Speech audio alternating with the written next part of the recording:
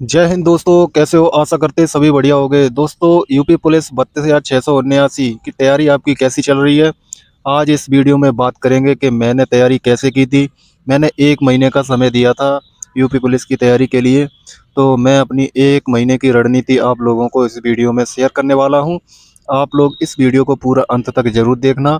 इस वीडियो में मैं आपको ये बताऊँगा कि मैथ में स्कोर को अच्छा कैसे करें, और सबसे मेन चीज़ ये बताऊंगा कि मॉक टेस्ट में सिली मिस्टेक जो हो जाती हैं उनसे कैसे बचें, और मॉक टेस्ट में जो गलतियां सिली मिस्टेक हो जाती हैं उनमें सुधार कैसे करें। तो वीडियो में अंत तक ज़रूर बने रहना, तभी आपको अच्छे से समझ आएगा।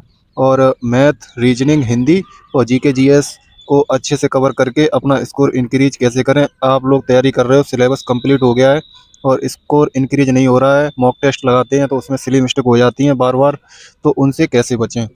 तो दोस्तों, सबसे पहले तो मैं आप लोगों को धन्यवाद करना चाहता हूं कि आप लोग इतना प्यार देने के लिए। दोस्तों, अभी यूपीएसआई का एग्ज़ाम ख़त्म हो गया है और सभी लोगों ने कितना मतलब कंटेंट को कितनी गहराई से पढ़ रखा था, सिलेबस को, और पेपर में पूछा गया ऐसा कि बच्चों का दिल टूट गया। अगर पेपर अच्छा लेवल का नहीं आता है तो पढ़ने वाले बच्चों को ये दुख होता है कि हमने इतनी मेहनत की थी और पेपर ऐसा आया कि सबको समान मतलब एक तरीके के नंबर, थोड़ा बहुत डिफरेंस रहा और ज़्यादातर बच्चों के नंबर अच्छे आए हैं उसमें। उसमें भी ये बात करूंगा कि उसकी कट ऑफ क्या जा सकती है यूपीएसआई की, एक एक्सपेक्टेड कट ऑफ के बारे में उसकी भी बात करूंगा कि एक अंदाज लगा के कि कितनी जा सकती है। वैसे एग्जैक्ट तो कोई नहीं बता सकता है, फिर भी मैं इस वीडियो में आप लोगों को थोड़ा मोटा मोटा बता दूंगा कि कितनी कट ऑफ जा सकती है कैटेगरी वाइज। तो बात करते हैं कि यूपी पुलिस की तैयारी कैसे करें। दोस्तों, अगर आप अब भी सीरियस नहीं हुए हो तो सीरियस हो जाओ, क्योंकि आपके पास आज कितनी 21 मार्च हो गई है और आपको यहाँ से अगर दिन देखें तो शायद 77-78 दिन बचे हुए हैं आपके पास। तो इन यानी अमूमन मान लो कि 80 दिन है आपके पास।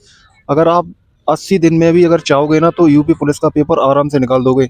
अगर आपने 60 या 244 के एस्पिरेंट हो, उसमें अगर आपका नंबर नहीं आया था या फाइनल में थे, रह गए थे, तो इस वीडियो को पूरा ज़रूर देखना। आपको एक सीट दिलवा के हम जब तक आपके साथ बने रहेंगे जब तक आपको एक सीट न दिलवा दें, क्योंकि हम आप लोगों को गाइड कर सकते हैं और मोटिवेट कर सकते हैं, और ये भी बता सकते हैं कि आपको किस दिशा में पढ़ाई करनी है और क्या पढ़ना चाहिए क्या नहीं पढ़ना चाहिए।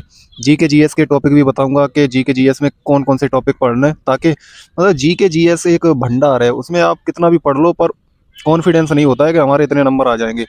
इसलिए जीके जीएस पे भी फोकस करो, पर इतना मत करो इन 3 चैप्टरों को मतलब ज़्यादा फोकस करो। हिंदी, रीजनिंग और मैथ, ये आपके नंबर फुल में फुल दिला सकते हैं। हिंदी आपकी नंबर फुल में फुल दिला सकती है, मैथ आपके नंबर फुल में फुल दिला सकते हैं। रीजनिंग में एक आध इधर उधर हो जाए ना, रीजनिंग भी आपको पूरे नंबर दिला सकती है। तो इन पर ज़्यादा फोकस करो। अगर आपने इनको अच्छा कर लिया तो आपका सिलेक्शन कोई नहीं छीन सकता आपसे। तो मैथ के हमने एक वीडियो में बताया था कि मैथ में आप लोगों को कौन कौन से चैप्टर पढ़ने चाहिए, तो वो चैप्टर मैं आपको दोहरा तो नहीं सकता हूँ, आप वीडियो को जाके ज़रूर देख लेना कि मैथ को कैसे पढ़ें। मैं इसमें बात करूँगा मॉक टेस्ट की। देखो, मॉक टेस्ट किस तरह लगाना चाहिए, मॉक टेस्ट मैं बता रहा हूँ। जैसे मॉक टेस्ट आप लगाने बैठे, कल संडे है तो जाहिर सी बात है आप मॉक लगाओगे। तो मॉक टेस्ट शुरू करो। मॉक टेस्ट को उस तरह सीरियसली लिया करो जैसे कि आप लोगों का एग्ज़ाम है। एग्ज़ाम की तरह मॉक टेस्ट को लगाना शुरू किया करो। मॉक टेस्ट में आप सबसे पहले वो टॉपिक पकड़ो, जो आप वो सेक्शन पकड़ो कि जो आपका सबसे बेस्ट है और उसमें आपको कॉन्फिडेंस है, उसमें आप टाइम मैनेज कर सकते हो। जैसे मान लो कि आपको सबसे बेस्ट आपका रीजनिंग है, रीजनिंग में आप टाइम मैनेज करके उस सेक्शन को अच्छे से कर सकते हो।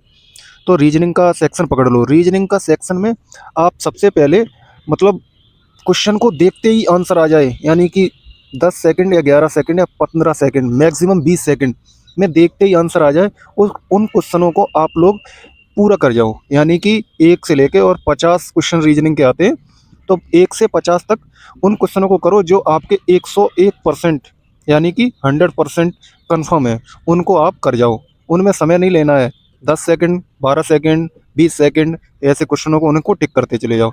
अगर मान लो 1 से और 50 तक रीजनिंग के क्वेश्चन करने में आपको 20 मिनट लग गए, 25 लग गए, 25 मिनट लगाओ। 25 मिनट में आप लोग उनमें से छांट लो कि कम से कम 30 क्वेश्चन, 30-35 क्वेश्चन कर जाओ, एकदम 100% क्लियर निकल जाओ।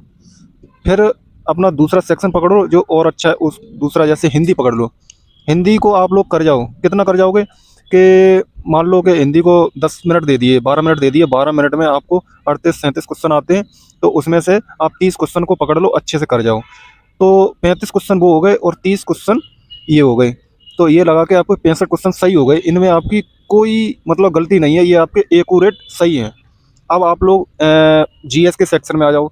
जीएस के सेक्शन में 38 क्वेश्चन आते हैं, 38 में से अगर आपने मान लो कि 15 क्वेश्चन एकदम 100% सही कर लिए, तो 65 वो हो गए थे और 15 ये, तो 80 क्वेश्चन अब तुमने एकदम क्लियर कर लिए।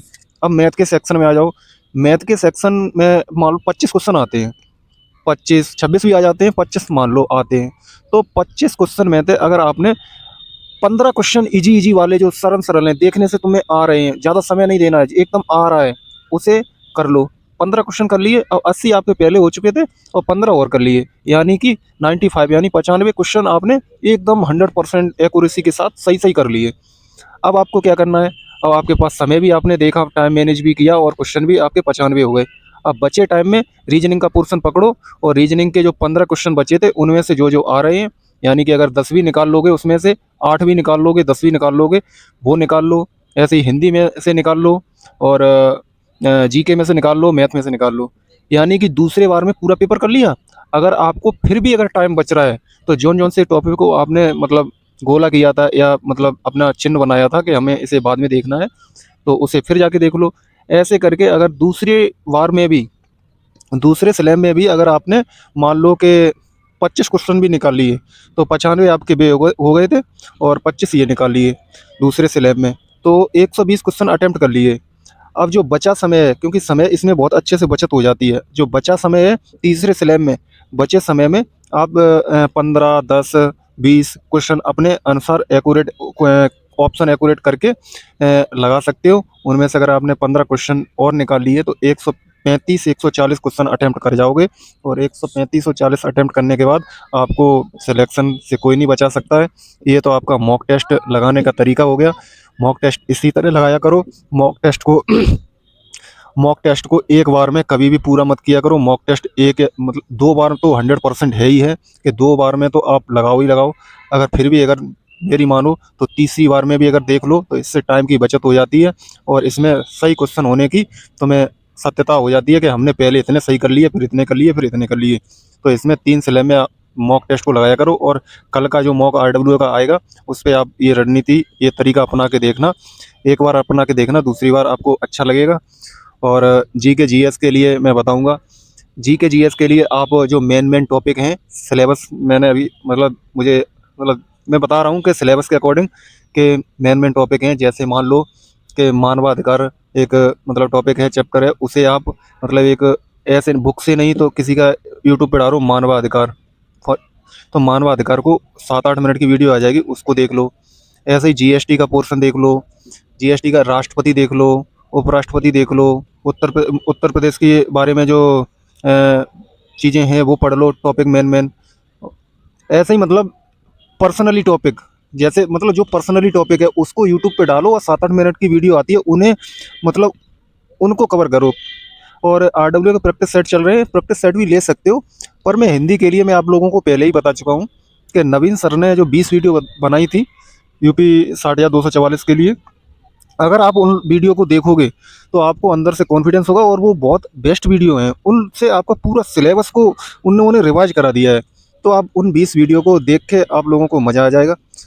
और अंत में आप लोगों से ये कहूँगा कि यूपीएसआई की कट ऑफ के बारे में थोड़ी सी मैं लिख के लाया था कि यूपीएसआई की फाइनल कट ऑफ की बात करूँगा। अगर आप जनरल कैटेगरी से हैं, और मेरे अनुसार मैं अपना मतलब एक संभावित बता रहा हूँ, मेरे अनुसार अगर आपके 140 क्वेश्चन +- 2 बन रहे हैं तो मेरे अनुसार उसका फाइनल सिलेक्शन हो जाएगा।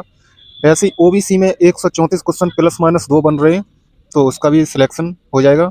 और ईडब्ल्यूएस में अगर उसके 132 क्वेश्चन +- 2 बन रहे हैं, एससी में 125 +2- और एसटी में 110 +- 2। ये क्वेश्चन मैंने अपने विवेक के अनुसार बताए हैं। ये कट ऑफ उम्मीद करता हूँ ये सही भी हो सकती है या इससे कम भी हो सकती है, इससे ज़्यादा भी हो सकती है। मुझे जो लगा मैंने आप लोगों के साथ बताया, और उम्मीद है शायद जिस तरह मतलब लोगों के नंबर आ रहे हैं और बताया गया है उस हिसाब से ये कट ऑफ जाने की पूरे पूरे चांस हैं। बाद बाकी की आप लोग अच्छे से पढ़ाई करते रहो, समय ज़्यादा बचा हुआ नहीं है और समय को एक एक दिन इम्पोर्टेंट समझ के तैयारी करो और टाइम को डिवाइड करो कि मतलब। और एक चीज़ कहना चाहूँगा, अगर आप सुबह पढ़ने बैठा करो तो अपने कॉपी पे नोट ज़रूर किया करो कि मुझे आज क्या पढ़ना है। अगर मैथ का सेक्शन अगर आप पढ़ रहे हो और उसमें टाइम इन वर्क पढ़ रहे हो तो टाइम इन वर्क को नोट करो कि टाइम इन वर्क का हमें कितना पोर्शन आज पढ़ना है, वो भी कौन सा टॉपिक पढ़ना है वो भी नोट करो। अगर आप एक महीने की ये रणनीति फॉलो करोगे लिख के, तो उसमें आपको ये भी पता चल जाएगा मैंने पीछे क्या पढ़ रखा है और क्या नहीं पढ़ा है। बस ज़्यादा लंबा वीडियो हो जाएगा। आप लोग अच्छे से मेहनत करो, मैं आप लोगों के साथ हमेशा बना रहूँगा जब तक आप लोगों का सिलेक्शन नहीं हो जाता। और चैनल पर नए हो तो सब्सक्राइब कर लेना। थैंक यू दोस्तों, जय हिंद।